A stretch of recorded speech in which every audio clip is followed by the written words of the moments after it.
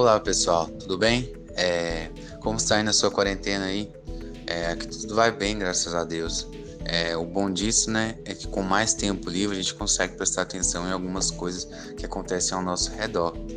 E como que é essas coisas que acontecem ao nosso redor? Um exemplo disso é quando a gente quer chegar num ponto, quer ir de um ponto A até um ponto B. Isso mesmo, chegar em determinado destino de forma mais rápida, ou seja, pelo menor caminho possível. Esse gancho que eu estou fazendo aqui é para a gente chegar e permitir falar sobre problemas que iremos tratar. E realmente, esse problema que a gente vai tratar, a solução dele até hoje é bem implementada e discutida muito por vários outros softwares ou aplicações, muito utilizado atualmente para nos locomovermos, que é o problema de caminho mínimo. O nome se diz um pouco mais sobre o que realmente o algoritmo faz, entendeu? Que é o que? O menor caminho entre os pontos. Mas o que é esse problema? Imagine que você quer chegar em um destino, isso mesmo, em uma determinada cidade, um determinado lugar. Só que você quer passar pelo menor caminho até o destino final. Por que isso? Porque para você quer economizar tempo, então teoricamente você quer ir de um ponto A até um ponto B pelo menor caminho, ou seja, gastando menos tempo para você. Ainda mais esses motivos de quarentena, né? É, e aí, você então, o que que você faz? A primeira coisa que você faz, você pega então o celular, liga o GPS e entra no app da Google Maps, o app do Google Maps. Ou então você baixa o Play Store, um outro aplicativo que é mais que você goste mais ou de sua preferência. É, Neste momento, o que que você vai fazer? Depois que você tiver com o aplicativo, você vai, coloca o destino e voa lá. O caminho para se chegar ao seu destino no menor custo, no caso, tempo, né, está na sua frente e nas suas mãos.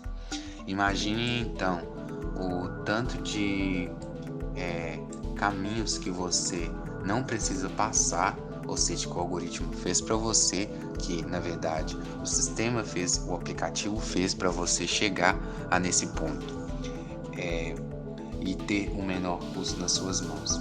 Tudo isso trata-se de um algoritmo que a gente vai poder estudar aqui, que a gente vai falar um pouco e é bem conhecido. Porém, a gente vai falar dele um pouquinho mais adiante. Antes disso, a gente vai o quê? Desse problema do caminho mínimo, que é encontrar um custo mínimo para chegar a um ponto final, ou seja, um destino. O que mais impressiona com um dos algoritmos é que um dos algoritmos que resolve esse problema foi criado em 1956 por um cara com um sobrenome bem diferente. Isso mesmo, mais conhecido como Dijkstra. Isso, eu não sei se eu pronunciei corretamente. Eu peço desculpa aos parentes dele por esse errinho meu, mas é um pouco complicado. É um pouco complicado a gente estar falando um pouco sobre esse nome. Realmente, ele foi criado em 1956 e olha como até hoje ele ajuda a gente. É inacreditável pensar que coisas bem antigas, coisas bem feitas anteriormente, possam nos estar proporcionando um conforto muito melhor e ajudando hoje, atualmente, né? É importante lembrar, né, que este problema do caminho mínimo precisa de pesos. Como assim pesos? Ou seja, pensa para você ver, pesos seriam o quê? Seriam as ruas, quando a gente tem a distância delas, ou seja, trata-se aqui de um grafo. A gente pode tender a pensar o que o problema de caminho mínimo é pensado como se fosse um grafo ponderado, e os valores não podem ser negativos. Mas o que seria um grafo ponderado?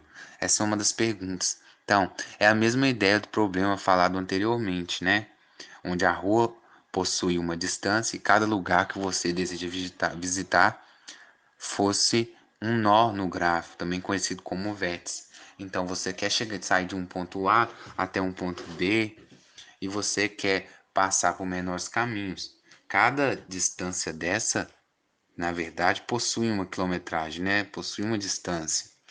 E aí o que que você quer? Isso que denota de um grafo ponderado, um grafo com pesos, ou seja, a distância de cada coisa. É importante, né, também a gente poder falar que por que ele não pode ser negativo. Simples, né? Existem ruas com a distância negativa. É claro que eu não vou da minha casa, sair da minha casa e ir até um supermercado com uma distância de menos 10 quilômetros. É claro que isso não está muito bem especificado. Então, por isso que ele é tratado assim de um grafo. Nós já falamos muito a respeito do problema, né? Vamos agora entender como a solução que D'Agassi colocou. O primeiro algoritmo rotula temporariamente. Então a gente vai se tratar primeiro do que? A rotulação. Ele rotula temporariamente ou definitivamente os nós do grafo do problema. Então, se a gente tem um problema de sair de um ponto A até um ponto específico, ele vai rotular temporariamente ou definitivamente. No momento da rotulação, é feito o processo de iteração, e nesse processo é escolhido um nó em cada iteração, que será definido definitivamente. Esse nó é sempre o de menor valor rotulado, ou seja, é o nó de menor distância entre o nó de origem e o que está sendo mostrado. Para finalizar o algoritmo ele só para, encerra quando o nó destino é então rotulado definitivamente. Aí a gente sabe quanto de distância que a gente gastou e qual foi o caminho que a gente utilizou. Beleza? Vamos então para a demonstração de como funciona o algoritmo. Isso mesmo. Sabe esse gráfico que vocês estão vendo? Realmente, ele possui 5 nós. Isso mesmo. E aí a gente quer sair do ponto A, que é a nossa casa, até o ponto E, que digamos seja um supermercado. E os outros pontos seriam as ruas que a gente vai passar. E claramente os números em cada linha, podemos dizer, em cada aresta, né, é a distância em quilômetros, podemos dizer assim, só para ficar mais fácil entendimento. O primeiro passo que a gente vai dar é o quê? Da nossa casa, a gente não tem custo nenhum, porque a gente está na nossa casa, teoricamente. Se a gente for, qual que é o segundo passo a gente vê? O segundo passo é a gente analisar. Qual que é a distância para eu chegar? Qual que é as ruas que eu tenho? Eu tenho a rua D, eu tenho a rua B e eu tenho a rua C. Qual rua que eu vou tomar? Eu vou para a rua B. Então esse é o segundo passo que eu vou tomar. O terceiro passo, eu vou fazer o seguinte: eu vou de A para C. Por que que eu vou de A para C e não vou dos outros pontos? Porque, assim como falado, o algoritmo ele vai rotulando e vai verificando. Quando eu vou de A para B, eu tenho 2. Se eu for de B para D, eu tenho 2 com mais 3, eu tenho 5. Então, eu tenho um custo, tenho uma distância de 5. Então, teoricamente, é mais fácil de A para C e verificar. Então, eu gasto só 4. Enquanto se eu for de A para B e de B para D, eu tenho um gasto de 5. E se eu for de A para B, de B para E, eu tenho 9 quilômetros para concorrer, entendeu? Então é um algoritmo que vai analisando com o tempo. É um pouco confuso, mas a gente vai descobrir. Então a gente vai para o passo 3, chegando em C. Chegando na rua C, o que a gente pensa? Tá, beleza, então eu só gastei 4 quilômetros para chegar aqui.